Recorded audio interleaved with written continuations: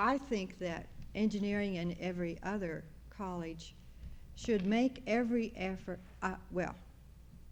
should make honest efforts to locate able women, but I hope they will not choose a woman over a man if she does not have the qualities they need for a faculty member. I think the pressures of these various government regulations, which are insisting on equal opportunity, and I'm glad this is true, but they are going to force us to make obvious our good faith efforts. And so there probably will need to be evidence that each of the colleges looks for able women and able minority group representatives. But I hope no decision will be made that a woman will be chosen or a representative from a minority group if that person doesn't have the qualities needed. Now, I'm also confident that there are women and there are minority group representatives that have needed abilities, at least in some fields. I really think it would be sort of hypocritical to have most of the new women who come to Iowa State University be engineers. But, you know, we have to live with our convictions that any faculty member here ought to be worthy of teaching the students who come here and meet the criteria expected. But we are going to have to go out of our way to prove that the fact that a person is a woman is not a handicap. The way the enrollment is dropping in college engineering, they may have to be forced to do something out of the ordinary to Yes, this is really an opportune time for women to get into some of these fields where people are needed. So, you know, hopefully this will balance out. Yes.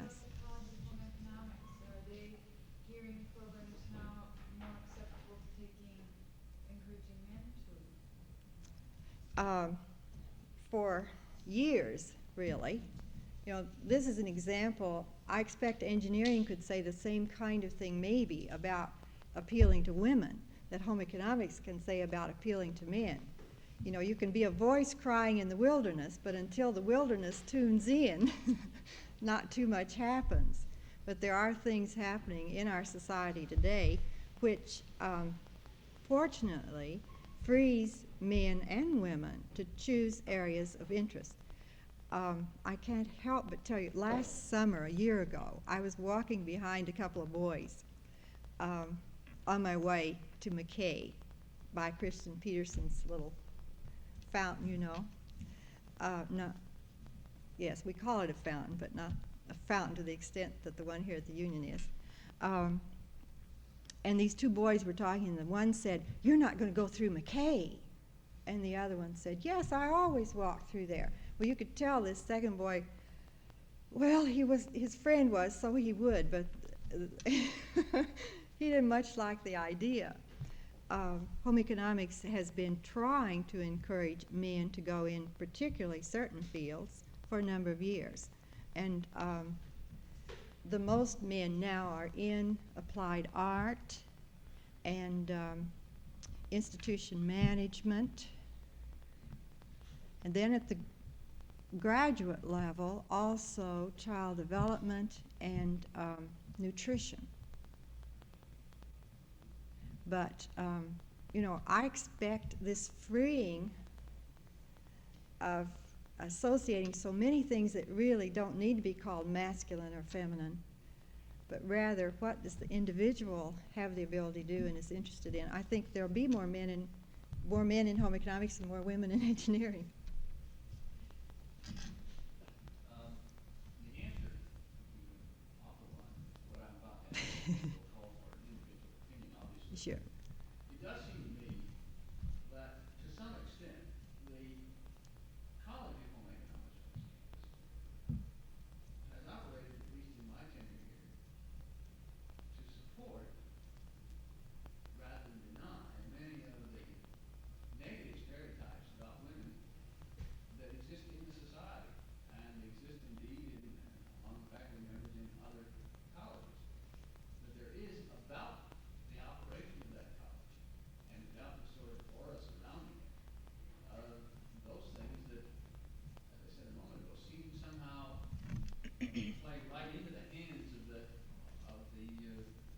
chauvinist stereotype.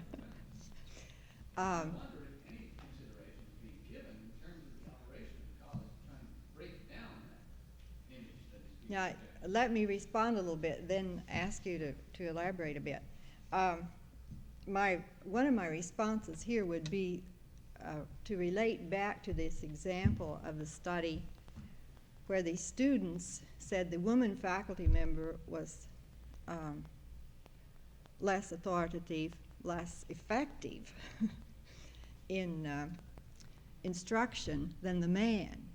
But given objective measures of performance, not effect on the students, but what was being done, that the woman was equal to the man, but it was the image the students brought to the situation that caused this. And what I'm saying is that it's quite possible the screen through which individuals look at the College of Home Economics presents an image other than actuality. It's the image that the beholder has of what is beheld. For example, in many ways, the College of Home Economics has been a leader on this campus.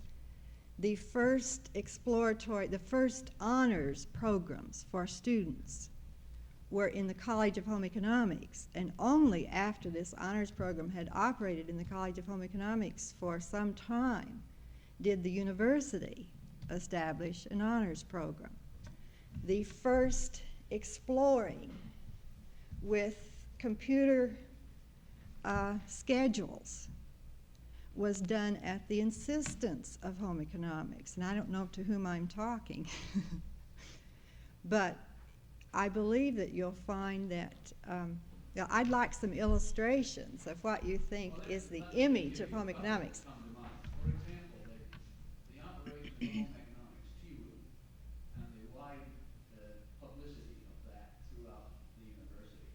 Now, tea room seems to me to be associated with kind, negative female stereotype.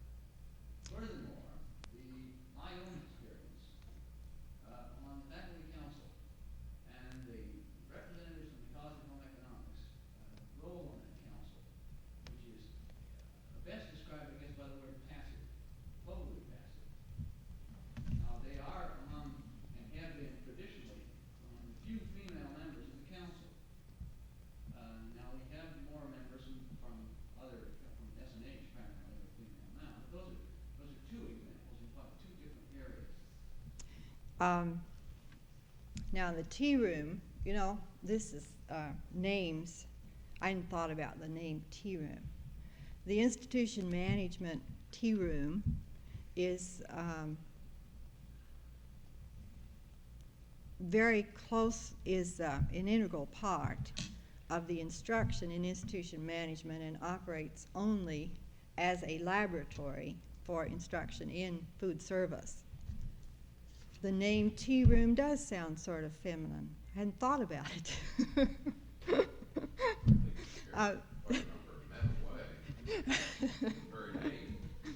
But, I'll raise this question.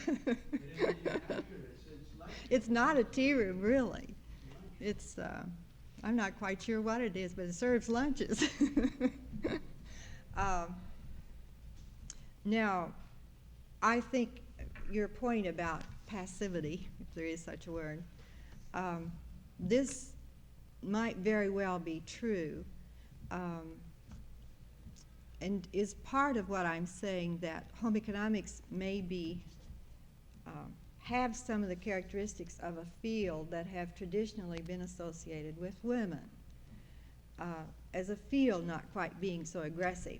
Actually, this is changing, but just as there are men who also would be passive in a group, I expect that it may be that more of our home economics faculty would be less aggressive than most men would be.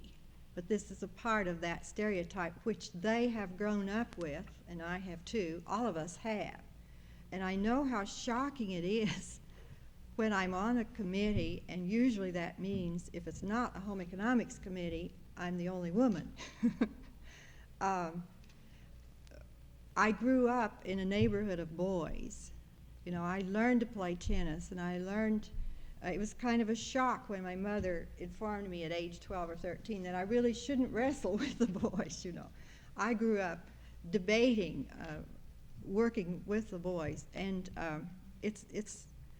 I forget sometimes, but nearly every time when I'm the first meet with a committee, and I get in there debating, as I think if a committee is supposed to attack an intellectual problem, you attack it. But most of the men on that committee don't expect a woman to do that. And I think probably those women that you're thinking of are performing the way most of the men hope they will. Yeah, I'm sure. And, and we need to overcome this. Right. Now, I think some of the leaders in our College of Home Economics have tried in a variety of ways to give leadership in this respect. A small example, Helen LeBaron Hilton being the first woman, you know, to be elected on the Ames City Council.